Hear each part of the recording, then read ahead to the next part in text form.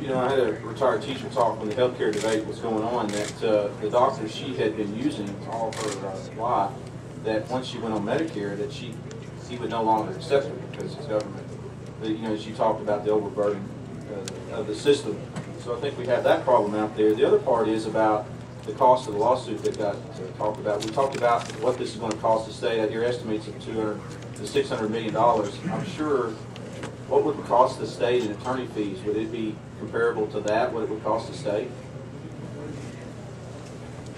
I'm not sure I'm following you. Sorry. Well, I'm saying, if they talk about the consequences of attorney fees in a lawsuit, or the consequences of the bill may be $200 to $600 million. I mean, so that the attorney fees wouldn't be comparable to what this bill is going to cost the state, correct? Right, and of course, you know, we're obviously, you know, when you start talking about all the costs that this bill is designed to economize on, when you start talking about all the costs of the federal program, you know, it's let me look here. I mean, we're not talking about just $100 million extra, you know, but the costs as implemented in 2014 start to move into the, you know, 12 figures, you know, $10 billion, $100 billion. So, you know, if you want to talk about the costs and benefits of things, that's fine, but we need to put everything on the table, because the goal of this mandates bill, the goal of this bill to prevent mandates, is to enable lawmakers to make their own decisions about their own states so that we can have 50 different experimentations with health care. There's a real danger when we have a couple of brilliant people in Washington who are going to design an entirely new healthcare financing system for us. And so I hope that the committee will give some consideration to the advantages of you know, our record of success in some ways in Arkansas and the record of success of other states, that we are capable of making decisions for ourselves that in many ways are superior to the decisions that a bunch of brilliant people in Washington can make. Representative Hyde, do you have a question? Thank you, Madam Chair, I do. Dan, welcome back. Good to see you. Sure have missed you. This is very Hyde, Always State do. Representative. Opinions vary. Well, let me take the opportunity to speak up and say I'm glad to see you here. And Dan, as always, you know, one of my favorite parts of serving down here is all the free legal advice and opinions that we receive down here. As a businessman for 30 years, I enjoy the free stuff. I'm trying to figure something out, and I thought you might be able to offer that some legal opinion to me.